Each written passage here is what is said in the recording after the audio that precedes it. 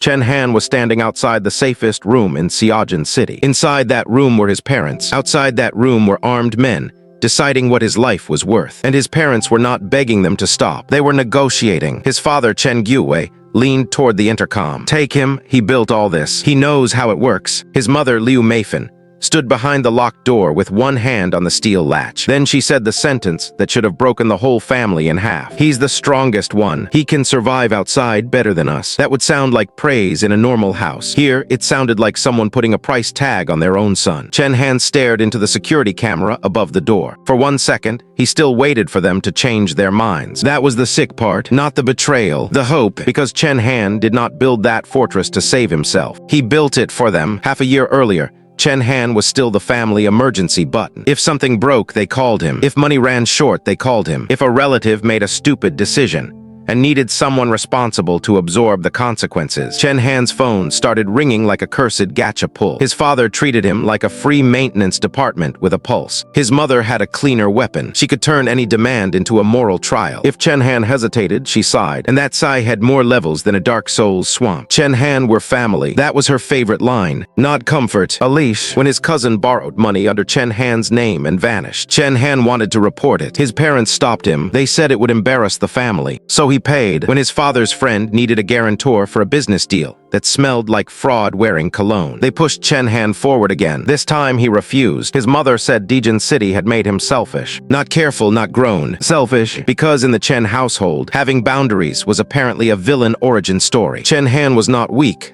That mattered. He was sharp. He noticed danger early. Loose wires, bad contracts, crowds moving wrong, a stranger watching an exit too closely. He could read the outside world like subtitles. But when the danger had his parents' voices, he kept lowering the volume. He told himself they were difficult. He told himself they were scared. He told himself that family looked ugly sometimes. Even a toddler would have caught the pattern in episode 1. But Chen Han needed the apocalypse to see it. Months before the steel door chose a side, the apocalypse first reached Chen Han as a typo. Not a zombie screaming in the street. Not a bloody man crawling through a subway station. A typo. At 9:17 in the morning, Hanxiang General Hospital posted a routine notice about temporary equipment maintenance in its fever clinic. At 9:19, the same notice changed. The words "bite exposure" appeared for less than 10 seconds before the page refreshed again. At 9:20, the entire notice vanished. That was the part that made Chen Han sit up. Normal hospitals correct mistakes. Panicked hospitals erase evidence. And whoever was cleaning the internet that morning was moving too fast, which meant they were not cleaning for public safety. They were cleaning because something had already escaped the mop. Chen Han checked 3 different forums. One had a blurry photo of a hallway covered in plastic sheeting. One had a voice note from someone claiming the emergency ward had been sealed from the inside. One had a security clip of 4 orderlies pinning down a patient who moved like pain had stopped applying to him. Then the posts disappeared one by one. Delete, delete, delete. A whole crisis getting Thanos snapped by the refresh button. Chen Han's co-workers were still arguing about lunch. His supervisor was still complaining about quarterly reports. The office air conditioner was still making that tired coughing sound like it had also requested sick leave. The world looked normal. That was what made it terrifying. Disaster never arrives wearing a name tag that says, "Hello, I am the apocalypse." It arrives as a small wrong thing everyone agrees to ignore. Chen Han called his father first. Chen Yu answered like Chen Han had interrupted a meeting with the president. "What now?" Chen Han kept his voice low. "Dad, something happened at Hanxiang General. Buy food, fill water containers, and don't go near crowds." His father exhaled. "Hospitals have sick people.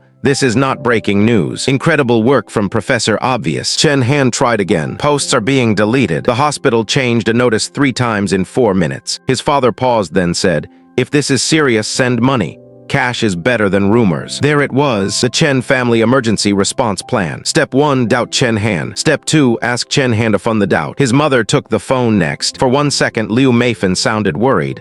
"Are you safe?" Chen Han almost softened. Then she added, "If you're coming back, bring your cards. Your father's account has limits." Family love, processed through a payment terminal. Chen Han looked around the office. Half the desks were empty now. Someone near the elevator was whispering into a phone, face pale. Someone else was deleting a group chat. The normal world was losing frames. Chen Han opened the train app, then closed it. Too obvious. If the city locked down, train stations would become human blenders with luggage. He booked a private ride out to the Southern Transfer Depot instead, then bought the last intercity bus ticket under a fake excuse. If he was wrong, he would look paranoid. If he was right, he would be alive. Chen Han packed his laptop, medicine, documents, chargers, and every bit of cash he could withdraw. His boss asked where he was going. Chen Han said, "Family emergency." That was true. He just did not know yet that the emergency was the family. On the way back to Xiaojin City, Chen Han did not make a shopping list. He made a failure chart, because normal people buy groceries by asking, "What do we want to eat?" Chen Han asked, "What kills us first? What kills us first?" No water, no power, no heat, too much noise, no medical supplies, no exit, no way to see outside. Every answer became a column. Every column became a rule. If an item did not solve a future failure, it did not enter the cart. This was not panic shopping. This was pre-building tomorrow's argument with death. By the time he reached Xiaojin, his parents were already waiting downstairs. Not because they believed him, because he had told them a delivery truck was coming, and someone had to carry things. Chen Yu looked at Chen Han's 2 bags and frowned. "You came all the way back with only that." Chen Han stared at him. "I left a city that may be sealing itself." His mother looked him up and down. "You still should have brought the larger suitcase." The apocalypse had not even officially started, and Liu Meifan had already found a way to make it about luggage standards. Chen Han did not waste energy arguing. He moved. First came water, not just bottled water. Storage tanks, filters, purification tablets, folding barrels, rain collectors, and tubing. Then food: rice flour, dried noodles, beans, oil, salt, sugar, canned meat, compressed biscuits, freeze-dried vegetables, powdered milk, multivitamins, and anything that could sit in darkness for months without becoming a biology experiment. Then power: solar generators, battery banks, charging cables, extension cords, low-energy lamps, spare fuses. Then defense: steel panels, soundproofing foam, locks, wire rope, door braces, window film, inner grills, cameras, motion sensors. Then long-term life: seeds, potato starters, soil, fertilizer, plastic bins, grow lights, and 4 hens that looked personally offended to have survived capitalism only to enter the apocalypse. Chen Han did not send everything to their actual door. That would be amateur behavior. He split the deliveries between the underground garage, an empty apartment on the 15th floor, a stairwell above the 20th, and a vacant renovation unit next door. His father complained about the extra work. His mother complained about what the neighbors would think. Chen Han marked each box with colored tape. Red meant immediate survival. Blue meant power. Green meant food production. Black meant hide this before someone with a crowbar develops ambition. By the second night, the apartment no longer looked like a home. It looked like a warehouse pretending to have family photos. The front door had 3 independent locks. The fire door had a hidden clamp. The balcony had steel mesh. The windows had internal reinforcement. The spare bedroom became food storage. The guest bathroom became water storage. The study became a charging room. The drone charged beside Chen Han's laptop like a tiny flying insurance policy. Chen Yu folded his arms. "This is excessive." Chen Han handed him a receipt. "Pick what you want to return." His father went silent. Funny how paranoia becomes financial wisdom the second your own stomach might be involved. Liu Meifan looked around at the stacked supplies. "If the neighbors ask, what do we say?" Chen Han tightened the last bolt on the door brace. "Tell them we're renovating." "Renovating what?" "Our chances." Later that night, Chen Han found his parents asleep on the couch. His father's glasses were slipping down his nose. His mother's hand rested beside a half-folded blanket. For 1 second, Chen Han forgot every insult. He felt relief, real relief. He had done it. His family was safe. That tiny moment mattered, because later, when that same door stayed locked against him, the memory would come back with teeth. The next morning, his mother made breakfast: congee, pickled vegetables, and boiled eggs. Something normal, the kind of meal that makes the world feel stable because the kitchen still smells like home. Then someone screamed from Building 9. Chen Han reached the balcony first. Across the courtyard, a man in pajamas slammed himself against a window. Blood covered his mouth. His wife tried to pull him back. He turned and bit into her cheek. The glass muffled the sound. The movement was enough. His mother dropped a bowl behind him. It shattered. Chen Han watched the wife stumble into the hallway. 2 neighbors rushed to help. One touched the blood on her shoulder. 30 seconds later, that neighbor was bitten too. The apartment chat exploded. "What happened? Call security. Is this rabies? Why is Building 9 screaming?" Then the emergency alert hit every phone in the room. "Stay indoors. Avoid bodily fluids. Do not approach infected individuals. Report bites immediately." The government had finally stopped pretending, which meant the situation was already cooked. Chen Han locked the balcony door, then the inner grill. Then he turned to his parents. "Do not open the door for anyone." His father stared at the alert. "You knew." Chen Han said, "I warned you." His mother pointed at the blood in the courtyard. "You didn't say it would be like this." Of course, the zombie apocalypse had arrived, and somehow Chen Han, was still getting a performance review. By noon, Building 7 had changed. The hallway became a sound trap. Someone on the 15th floor cried for help. Someone upstairs dragged furniture across tile. A child screamed, then something heavy hit a door until the screaming stopped. Chen Han studied the cameras. The infected reacted to sound. They spread through blood and saliva. They chased movement when it was close. They lost interest when the building went quiet. He mapped occupied apartments. He marked dead zones. He marked stairwells. He marked basement access. His parents watched him like he was fixing the Wi-Fi. His father asked, "How much food do we have?" Chen Han said, "Enough if we ration." His mother's eyes sharpened. "What do you mean if?" That was the first crack. She was not asking how they would survive. She was asking why survival rules applied to her. For 3 days, the fortress worked. Neighbors screamed. They stayed quiet. Power flickered. The generators held. Water pressure dipped. Their barrels were full. The apartment chat went from panic to begging. At first, people wanted news, then food, then medicine, then silence. On the fourth night, a message came from Auntie Lin in 1402. "My granddaughter has not eaten today. Please, just a little rice." Chen Han stared at the message. His mother saw it and said, "No." His father backed her immediately. One person becomes 10. They were not completely wrong. That made it uglier. In the apocalypse, selfish people love when survival gives their cruelty a reasonable outfit. Chen Han checked the 15th floor camera. No infected in the hall. No blood outside Auntie Lin's door. Just a towel stuffed under the gap to block smell and sound. He took one sealed bag of rice. His mother grabbed his wrist. "If something happens, don't expect us to save you." She said it like a warning. The future would say it like a prophecy. Chen Han did not open the door. He used the drone. The plan was clean. Fly down, hover by the window, drop the bag, return fast. For 20 seconds, it worked. Before the outbreak, he had worked part-time for the property office.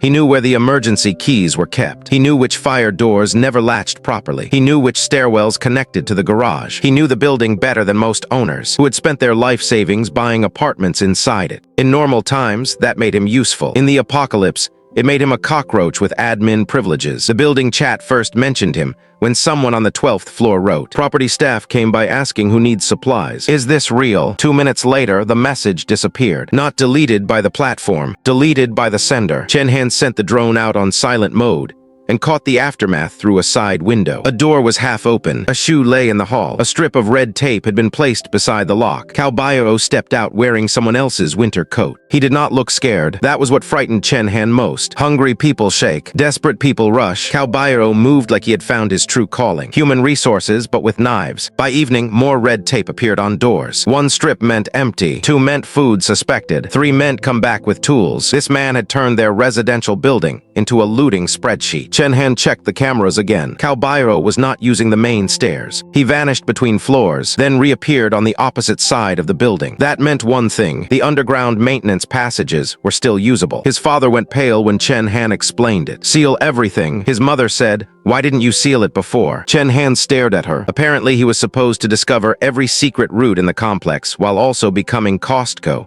Home Depot, and the Ministry of Defense in 48 hours. He reinforced the main fire door. He wired the secondary stairwell. He blocked the obvious garage path, but he refused to close every exit. A bunker with no exits is just a coffin with better branding. Cao Bio tested their floor just after midnight. Not loudly. That would have been easier. That would have been easier. He slid a thin strip of plastic near the fire door. Then a wire. Then something metal scraped against the latch. Chen Han watched from the camera feed. The man's face was calm, patient, almost cheerful. That was when Chen Han understood the real threat. The infected outside wanted flesh. Cao Bio wanted systems, and systems were exactly what Chen Han had built. Chen Han did not go hunting Cao Bio. That would have been stupid. Cao Bio had tools, roots, and the confidence of a man who had already survived by making other people open doors. So Chen Han attacked the one thing Cao Bio trusted most. His map. He created a fake weakness. On the 13th floor service landing, Chen Han loosened one panel just enough to look accidental. Behind it, he placed a decoy supply bag,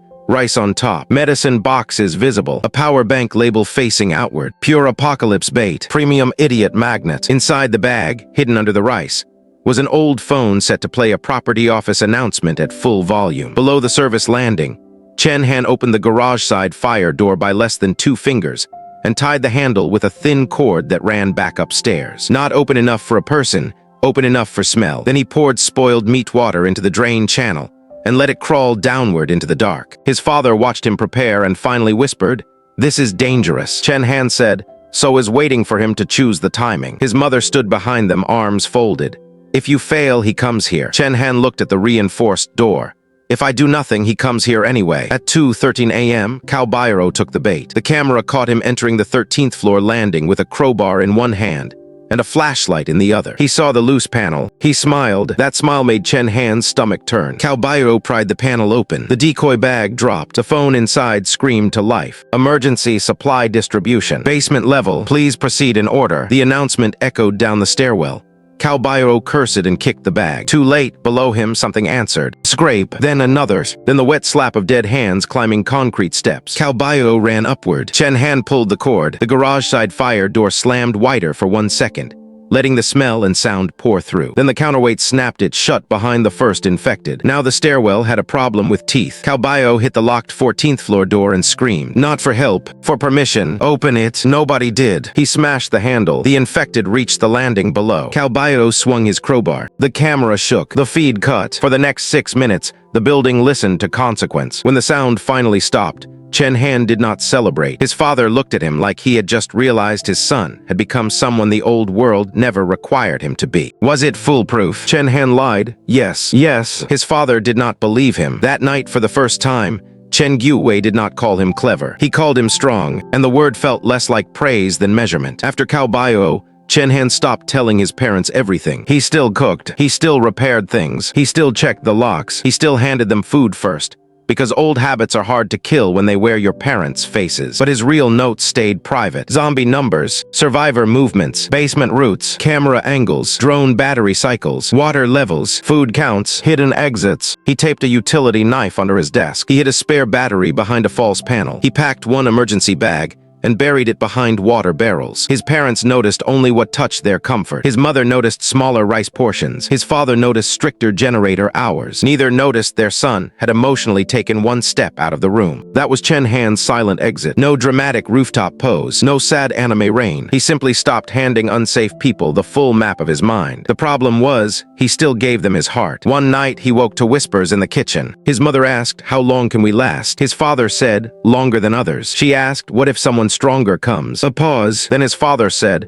"We have something they need." Chen Han shifted in the hallway. The floor creaked. The conversation stopped. His mother appeared a moment later with a smile that loaded too fast. "Why are you awake?" Chen Han said, "I heard voices. Your father is nervous." Then his father called from the kitchen. "Go sleep. You're the strongest one. You need rest." Again, the strongest one. The phrase should have been a crown. In that apartment, it sounded like a shipping label. Chen Han told himself he was overthinking. The viewer, sitting safely outside the emotional blast radius, could already smell the disaster cooking. By the second month, Xiaojin City started losing its last pieces of normal life. The power cuts came first. Short, then long, then entire districts went black. Chen Han ran the generator like a surgeon. Charge batteries, cool freezers, pump filtered water, shut down, silence, repeat. Then the water died. Taps coughed air, toilets stopped refilling. Residents who ignored every warning suddenly discovered bottled water does not spawn from positive thinking. Supply teams formed. The first teams returned with food.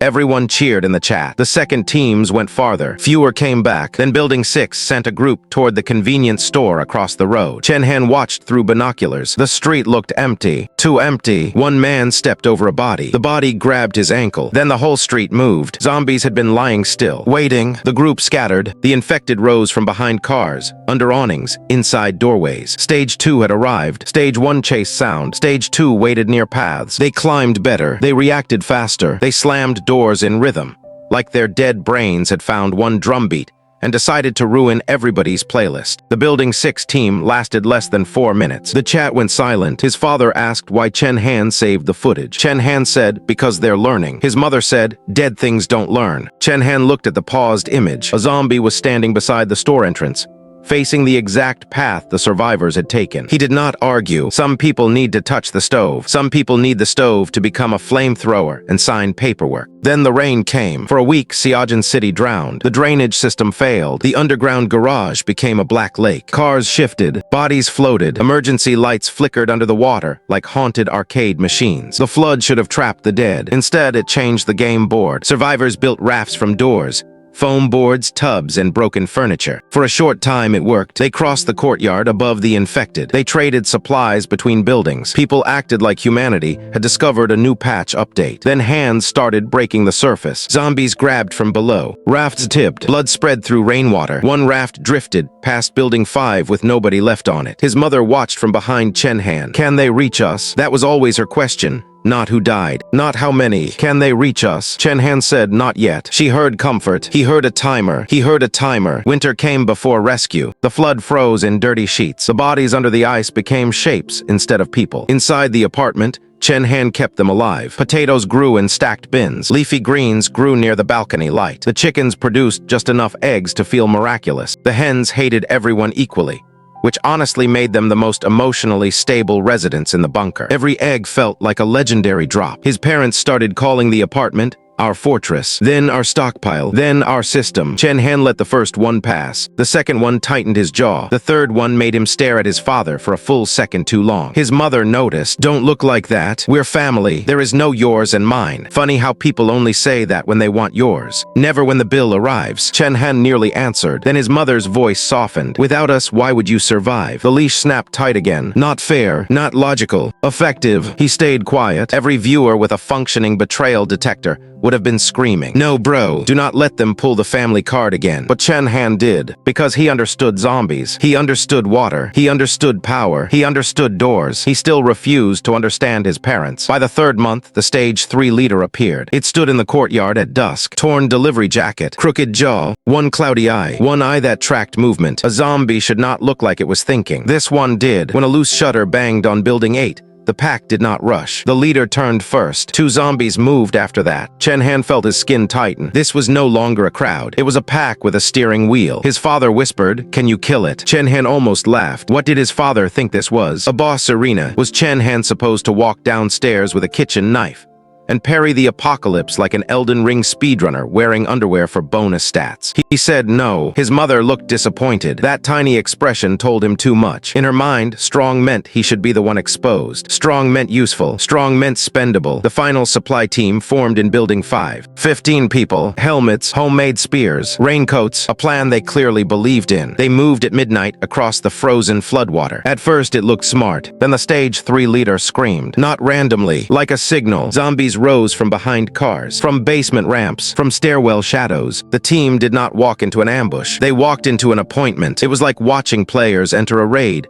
without reading the boss mechanics. Chen Han turned away when the first man went down. His father whispered, "They should have waited." Chen Han asked for what? No one answered. The next morning, the Stage 3 leader left the complex. Dozens of infected followed it through the broken gate and toward the city center. The courtyard slowly emptied. His parents celebrated like they had cleared the final level. His father laughed. His mother cried. Chen Han wanted to feel relief. Part of him did. The tired part, the sun part, the part that had been holding fear so long it felt normal. But the survivor in him knew better. When monsters leave, it does not always mean safety. Sometimes it means they found a bigger meal. Still, the apartment entered its strangest season. His father called it paradise, because apparently surviving above a frozen corpse courtyard with rationed potatoes counted as luxury if you had enough denial. Chen Han trained in the living room. Push-ups, grip work, stair drills, tool drills, door drills. The apocalypse made his body harder because weakness had become too expensive. His mother watched him one morning. Good. If something happens, you can handle it. His father added,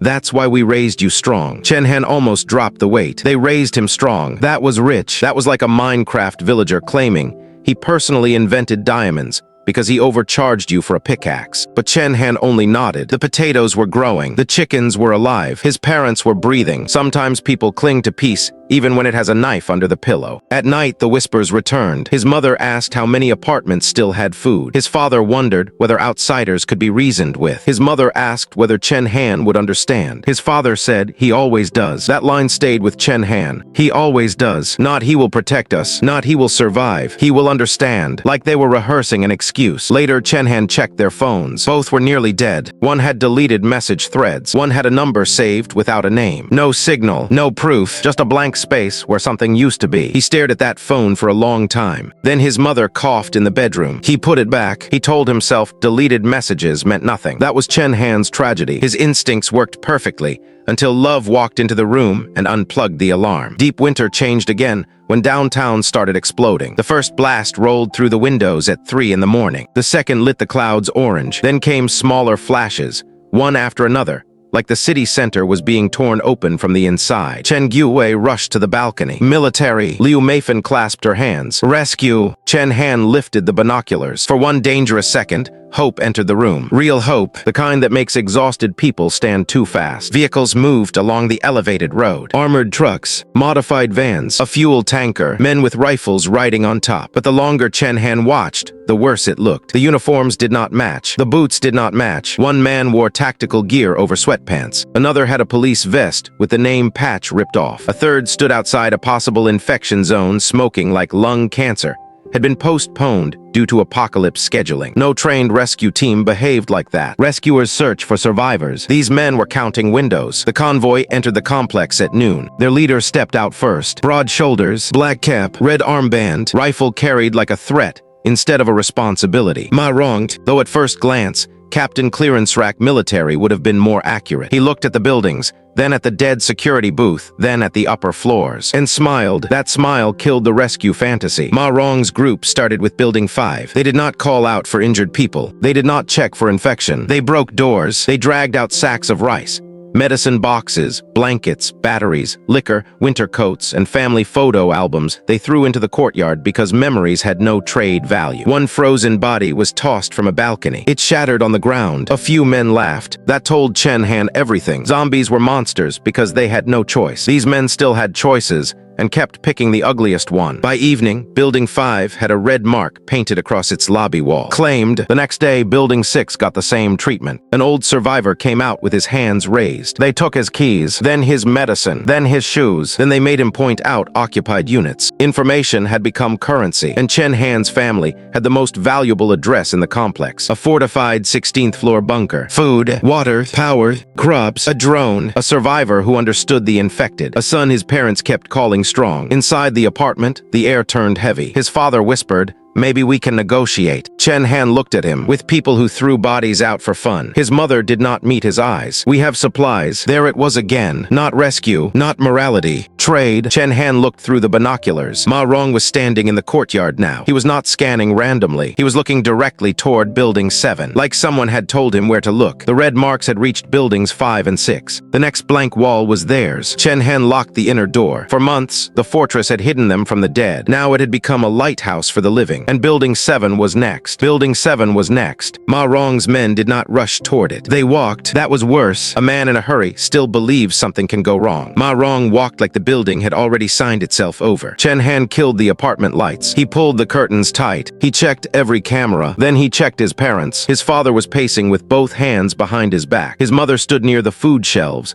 staring at the stacked supplies like they were already slipping out of her hands. Chen Han said, "No noise." His father whispered, "Maybe we can talk." Chen Han turned. They threw a body out of Building 5. His mother swallowed. "If we give them something, maybe they leave." That sentence landed wrong. Not because it was scared, because it was prepared. Chen Han looked at her too long. She looked away first. Outside, Maong stopped at Building 7's entrance. One of his men raised a crowbar. Another lifted a rifle. A third laughed and kicked the lobby glass until it cracked. This was not a rescue team. This was GTA with ration cards. Chen Han opened his notebook. Building 7 had 3 real weaknesses. The main stairs, the fire stairs, the underground maintenance route. The main stairs were loud. The fire stairs had locks. The underground route was half flooded, half frozen, and full of things that had been dead for months without learning manners. Chen Han had one more route, a narrow service crawl above the storage room ceiling connected to the vertical utility shaft behind the bathrooms. From there, Chen Han could reach the service vents near 1603, 1502,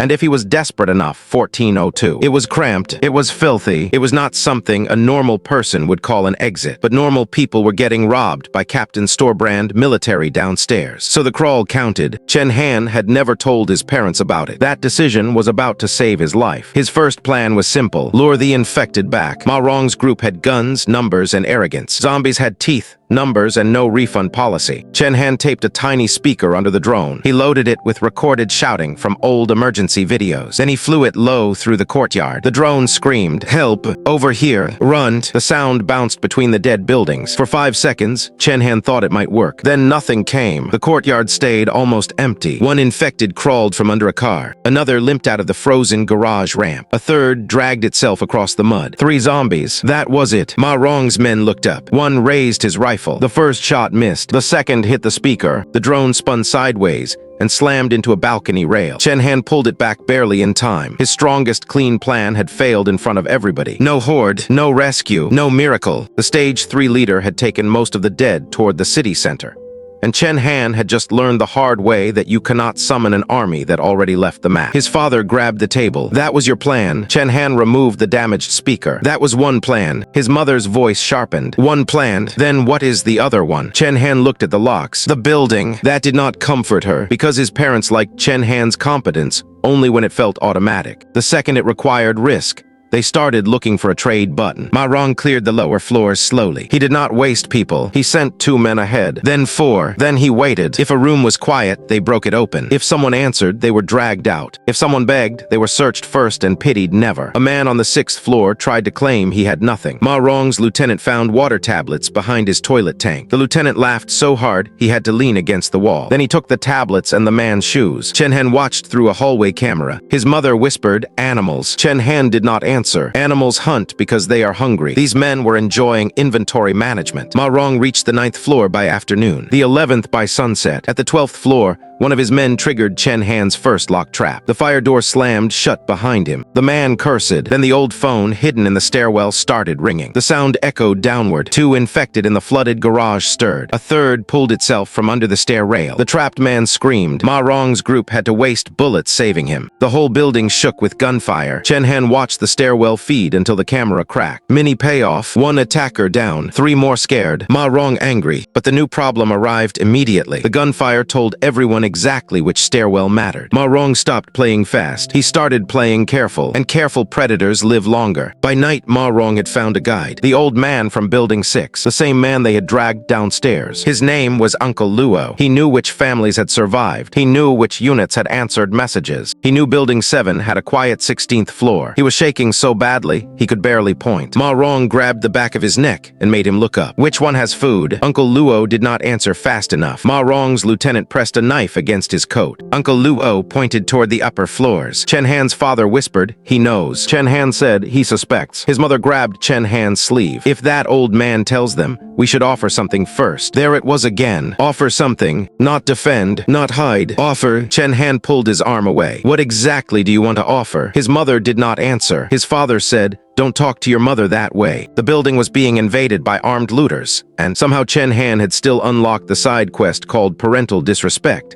Absolute nightmare matchmaking. Then the 15th floor camera lit up. Auntie Lin's door opened. Auntie Lin had survived because Chen Han once risked the drone for a bag of rice. Her granddaughter, Lin Xiaoxu, was still alive because of that choice. The little girl stood behind her grandmother, with the same stuffed rabbit clutched against her chest. Maong's men heard them. Auntie Lin tried to close the door. Too late. One attacker wedged his boot into the gap. Another grabbed Auntie Lin's wrist. Xiaoxu disappeared into the apartment. Chen Han's jaw tightened. His mother saw his face and immediately understood. No, Chen Han did not look at her. His father said, "Chen Han, do not do this." Downstairs, Auntie Lin shouted that she had no food. Maong's lieutenant smiled. "Then why are you still alive?" That line turned the room cold. Chen Han opened the emergency bag. His mother stepped in front of him. "You helped them once. Look where that got us." Chen Han said, "A child is about to be taken." His father pointed toward the door. "And if you expose us, all of us die." Chen Han paused. That was the blade, because his father was not entirely wrong. Mercy had already cost them once. Mercy could cost them again. But Chen Han looked at the monitor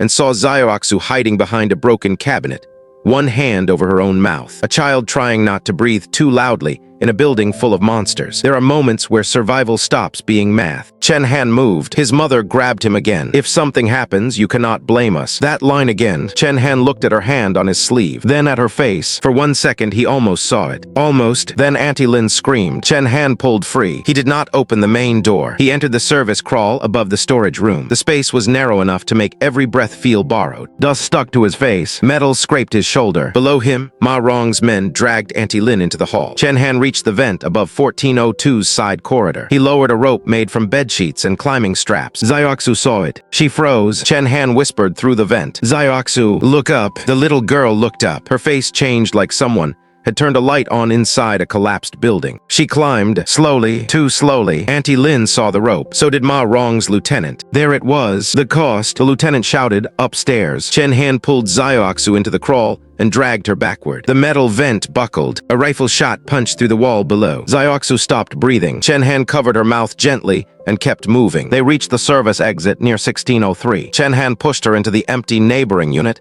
he had pre-cleared weeks earlier. Hide under the blankets. No sound. She nodded. Her stuffed rabbit disappeared under the bed with her. Tiny Legend had more discipline than half the adults in this building. Chen Han turned back to reset the fire door clamp. That was when he saw the screwdriver wedged in the latch. One of Ma Rong's men had seen the route. Chen Han pulled it free. Too late. Bootsteps echoed below. The attackers had a path now. His decision had saved Xiaoxu. It had also put a glowing marker over the 16th floor. Chen Han sprinted toward his own door. Then the steel lock clicked from the inside. He stopped. His parents had locked him out. For a second, he did not understand it. He knocked once. Low, controlled. Open the door. His mother's voice came through the intercom. You exposed us. Chen Han stared at the camera. Open the door. His father appeared behind her. His face was pale. His eyes kept flicking toward the stairwell. Ma Rong's men were climbing. Chen Han could hear them. His mother whispered, if we open, they get in. Chen Han said, I am out here. His father swallowed. You are the strongest one. There it was. No disguise now. No softness. No pretend pride. Just the full rotten meaning. You can survive outside better than us,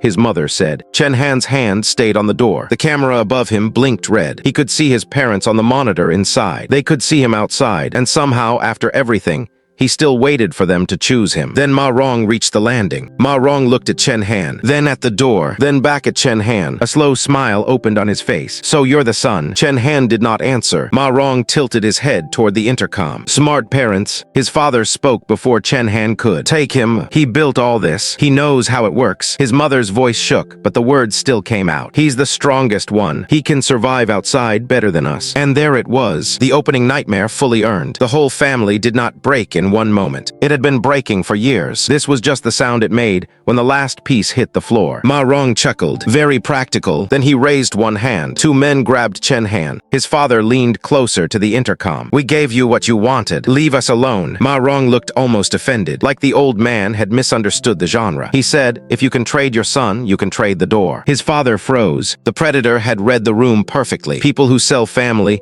are never respected by the buyer. They are simply easier to rob. Ma Rong ordered, open it. His mother shook her head. We had a deal. Ma Rong laughed. That laugh was pure villain patch notes. No mercy, no honors, no customer service department. His men shoved Chen Han toward the wall. Chen Han twisted his wrist against the grip. One attacker tightened his hold. Then Chen Han looked at the floor. The emergency alarm wire was still there. The one he had set weeks earlier near the fire door. He stepped on it. A shriek of sound exploded from the stairwell speaker. Every infected left in the lower floors turned toward Building 7's upper stairs. Ma Rong cursed. His men flinched. Chen Han slammed his shoulder backward into the attacker's face. The grip loosened. He dropped, rolled, kicked the second man's knee sideways. Not clean, not cinematic. Desperate, ugly, alive. Ma Rong fired once. The bullet punched into the steel door. Inside, Chen Han's mother screamed. His father shouted something about a deal. Then his father made the worst decision of his life. He slid one bolt open. Maybe he thought he could bargain through the gap. Maybe he thought Ma Rong would honor the trade. Maybe he thought the universe still owed him respect, because he had survived this long without learning anything. A crowbar jammed into the opening. Chen Han shouted, do. Too late. The door jerked inward. Gunfire cracked through the gap. His father dropped first. His mother lunged toward him. A second shot hit the wall beside her. The steel emergency bar snapped back when his father's weight fell against it. The door slammed half shut again. Not fully open, not fully sealed, just broken enough to bleed through. Ma Rong screamed at his men to force it. Then the first infected reached the landing below. The alarm had done its job too well. A hand hand slapped onto the stair rail. Then another. Maong's group had to choose. Breach the door, grab Chen Han, fight the dead. They chose badly in 3 different directions. That is what panic does. It turns one problem into a group project. Chen Han used the chaos to dive into 1603. He slammed the neighboring door behind him. Xiaoxu was under the blanket, shaking without sound. Chen Han put one finger to his lips. She nodded. Outside, the corridor became a storm of boots, gunshots, and snarling. Inside 1603, Chen Han found the ventilation hatch. The service crawl was still open. He pulled himself through. This time, every inch felt like a year. When he reached his own bathroom vent, the apartment was quiet. Too quiet. He entered the home he had built like a stranger. The air smelled like gunpowder and blood. The food shelves were still standing. The water barrels were still sealed. The couch was still against the wall. His father lay near the door. His mother was beside him, one hand still reaching toward the latch. Chen Han stopped moving. No joke belonged there. No roast, no clever line. Just the sound of a son, finally seeing the cost of loving people who kept proving they would spend him. He knelt beside them. His father's glasses had fallen under the shoe rack. Chen Han picked them up. One lens was cracked. His mother's half-folded blanket was still on the couch. The same kind of blanket from the night. He once felt relieved they were safe. Chen Han pulled it over them. One action, no speech, no forgiveness, no performance. Then Maong's radio crackled from the hallway. Find the son. The parent said he knows the systems. Chen Han's face changed. Grief did not leave. It hardened. The revenge engine started before the blood on the floor dried. Maong's men retreated to the 15th floor to regroup. They had lost people. They had wasted ammo. They had failed to take the bunker. But they were not gone. Predators do not abandon treasure, because the first bite cuts their mouth. Chen Han moved fast. He dragged a wounded attackers, dropped radio through the doorway with a hooked pole. He stripped the batteries. He listened. Maong was furious. Old couple said the son would be outside. Old couple said he was obedient. Old couple said he would understand. Chen Han's hand tightened around the radio. That last word did something to him. Understand, the same word his father whispered in the night. The same word that had bothered him for days. He went to his parents' bedroom. His mother's phone was still in the drawer. His father's phone was behind the medicine box. Both were nearly dead. Chen Han connected them to the emergency battery. The screens lit up like little coffins opening. Most messages were deleted, but deleted did not mean erased from the world. Some previews remained in notification history. Some voice messages had cached. Some old call logs still showed names. One contact appeared again and again. Zhao Kaiming, no family label, no full company name, just Zhao, broker Zhao, or if we are being honest, Uncle Discount Satan. The first surviving messages were from after the outbreak. His mother had sent photos, food shelves, water barrels, the generator, the balcony crops, the drone. Chen Han stared at the screen. She had photographed everything he built. Then a message from Zhao, enough to bargain. His father replied, "We need protection." Zhao answered, "Protection has a price." His mother sent one line, "We have our son." Chen Han stopped breathing for a second. Then the next cached preview loaded. He built it. He is strong. If one person has to go, it should be him. The room seemed to tilt. Chen Han sat down slowly on the edge of the bed. He had thought the betrayal began tonight. It did not. Tonight was just the delivery date. He opened an older thread. Pre-outbreak, weeks before Hanseong General Hospital, before the emergency ride home, before the fortress, before the kanji breakfast, his parents had already been talking to Zhao. The messages were shorter, cleaner, worse. Dejin City transfer confirmed. He trusts family. Documents can be arranged. Buyer prefers healthy adult male. Chen Han's thumb froze over the screen. At first, his brain tried to save them. Maybe it was debt. Maybe it was labor. Maybe they meant a job. That is what love does when it is dying. It crawls around looking for a technicality. That is what love does when it is dying. It crawls around looking for a technicality. Then he found the voice message. His mother's voice played softly. "He will resist if he knows. You said transport is easier if he thinks it is family business." His father's voice followed. "After it is done, we can say he left on his own." The phone nearly slipped from Chen Han's hand. This did not begin with the apocalypse. The apocalypse only removed their need to be subtle. Then came the final reveal. The one even Chen Han was not ready for. The wounded attacker had carried a small tablet in his bag. Not encrypted, not secret, just a dirty ledger used by men who had stopped believing consequences existed. Chen Han opened the file marked deliveries. Names, ages, conditions, trade value. Some were labeled worker, some were labeled guard, some were labeled medical. Then he saw Zhao's camp code. Reserve meat. Chen Han read it once. Then again. The words did not become less real. There was an entry from 2 days earlier. Unit 1604. Adult male. Healthy. Physically capable. Family emotionally willing, high value. Selling him had been the version Chen Han was able to imagine. The truth was colder. They were not only trading him as labor, they were trading him as a body. All those strongest one comments came back at once. You're strong, you can take risks, you can survive outside, you need rest, the strongest one should go. They were never compliments, they were rationalizations. His parents had looked at his strength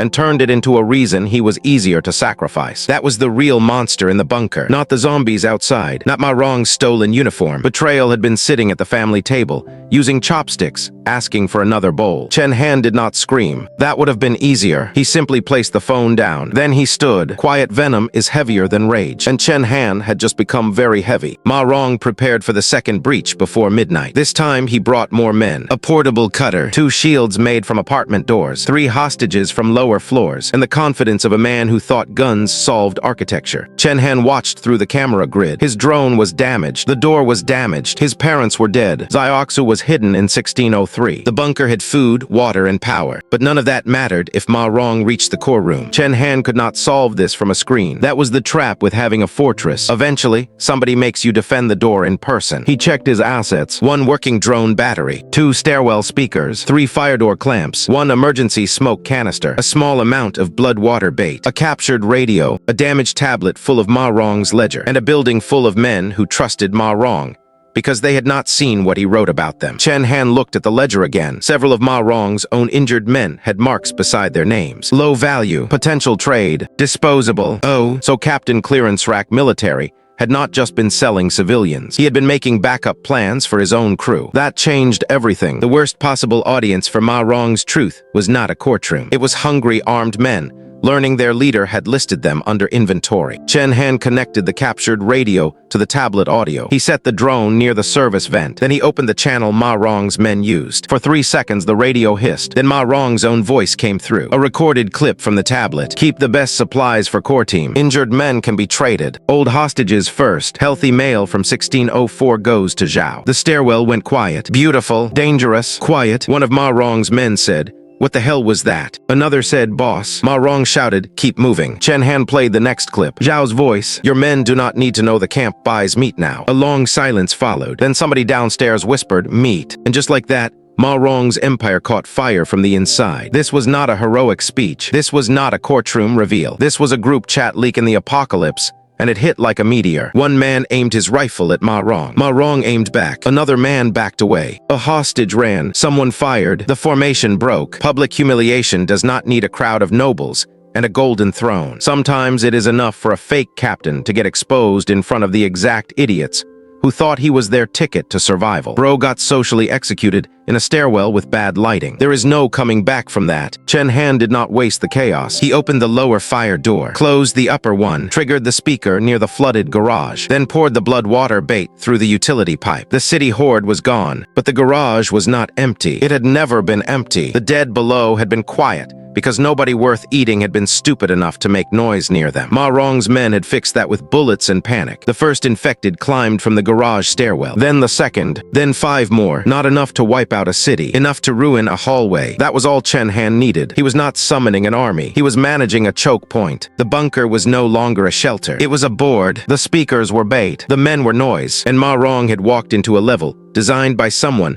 who actually read the patch notes. The lower stairwell collapsed first. 2 of Maong's men tried to run down. They hit the locked fire door. The infected hit them from behind. On the 14th floor, 3 looters turned on each other over the stolen supply bags. One tried to drag the medicine crate away. Another shot him for it. A third dropped his rifle and begged to be let into an apartment that had already been cleared. No one opened. That was reality collecting interest. Maong fought his way upward. He was not stupid. That made him more dangerous. He abandoned the men who slowed him down. He shot one infected through the mouth. He shoved a wounded lieutenant into the stairwell to block another. Then he climbed toward the 16th floor with blood on his sleeve and murder in his face. Chen Han watched him come. No remote trick would finish this. No drone would drop a miracle. No hidden speaker would press the final button. The final confrontation had to happen where the betrayal started. At the door, Maong reached the landing alone. Mostly alone. One infected dragged itself up the stairs behind him, missing half its jaw and all of its patience. Maong kicked it back down. Then he looked toward Unit 1604. The damaged steel door was still closed. Chen Han stood outside it this time by choice. Maong laughed through bloodied teeth. Your parents were practical. Chen Han said nothing. Maong wiped his mouth. They understood the world. Still nothing. Maong lifted his rifle. You should have understood too. Chen Han finally spoke. They understood one thing wrong. Maong smiled. What? Chen Han looked at the door, then at the stairwell, then at the fake soldier wearing a stolen uniform and borrowed authority. I was never theirs to sell. Maong's smile twitched. Then the radio at his waist crackled. His own men were shouting downstairs. Some were calling him a traitor. Some were begging. Some were screaming. The whole command structure had turned into a Discord call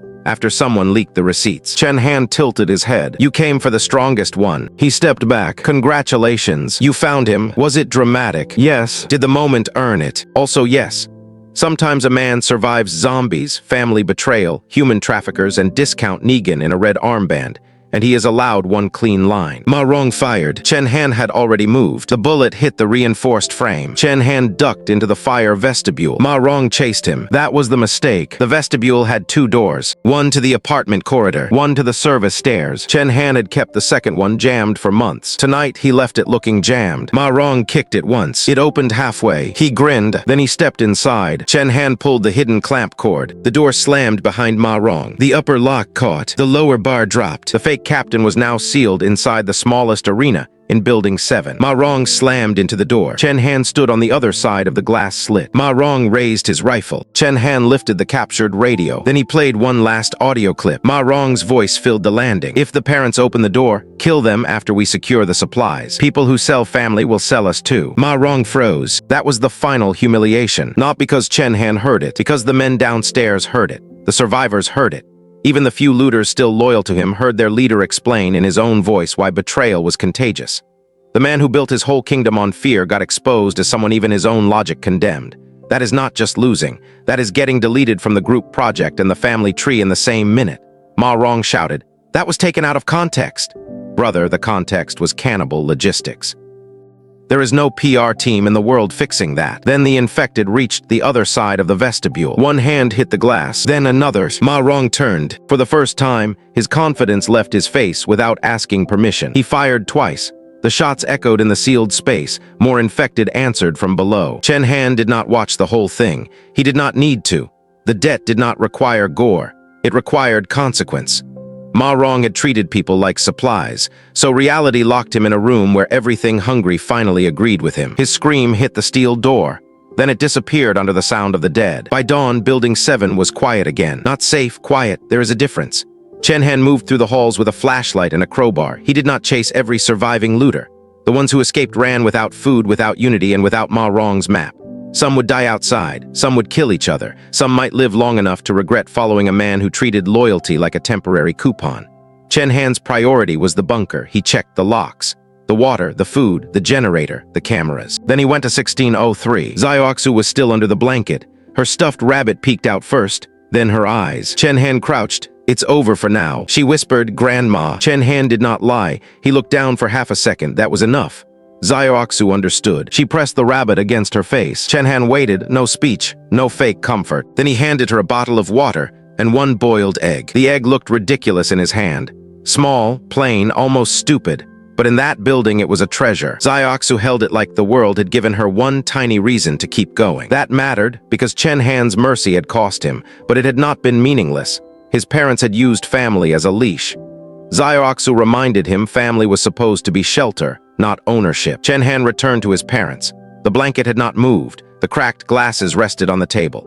The phone with the messages sat beside them. For a while he stood there. He had wanted them to be better. That was the part no reveal could erase. He hated what they did. He hated what they planned. He hated that some piece of him still remembered them sleeping on the couch and felt the old relief like a bruise. So he did the only honest thing left. He separated the people from the lie. He covered the bodies properly. He sealed the messages in a waterproof bag. He saved copies of Maong's ledger. Then he locked the bedroom door, not as forgiveness, as an ending. The betrayal had been exposed. The debt had been paid enough for survival to continue. And Chen Han was no longer the family resource. He was the owner of the fortress, the person who built it, the person who defended it.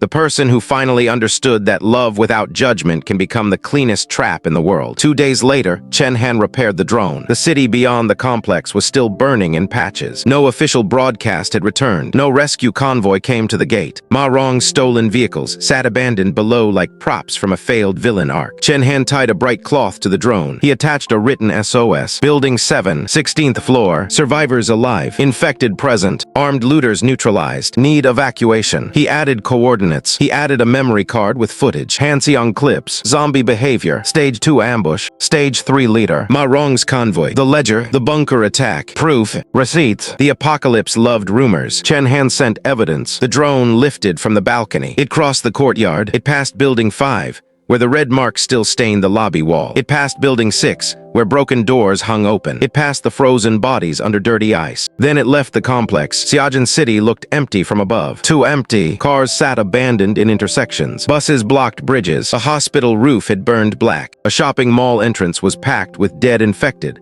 all facing the same direction like they had chased one final sound and stopped. The drone flew toward the city center. Battery dropped to 40%, then 30, then 20. Chen Han watched the feed with Xeroxu beside him. Neither spoke. The drone crossed an elevated road. Below it, something moved. Not infected. People, real formation, real uniforms, matching gear, armored vehicles with markings still intact. Chen Han leaned closer. The drone dipped. Battery warning flashed. This time, no sound came from the machine. He had learned that lesson. The screen shook. The drone clipped a street sign and crashed onto the roof of a military transport. For one awful second, the feed showed only sky. Then a hand picked it up. A human hand. Gloved, steady. A man in a real military cap turned the drone toward his face. Behind him stood soldiers, not looters in costume. Soldiers. The man read the SOS tag. His expression changed. Then he looked straight into the camera. The feed cut. Chen Han stared at the black screen. He did not smile immediately. Survival had taught him to make hope prove itself. But beside him, Xeroxu whispered,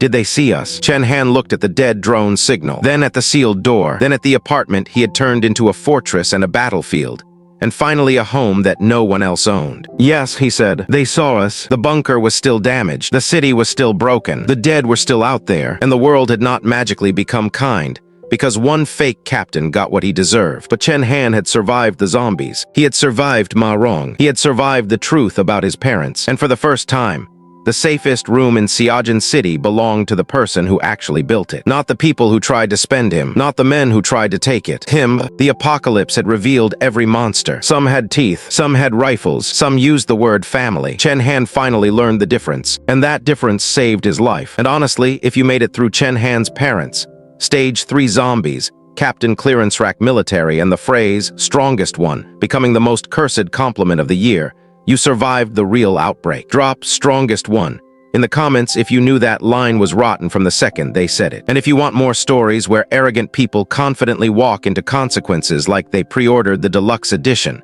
stay locked in. Because around here, the bunker always has receipts.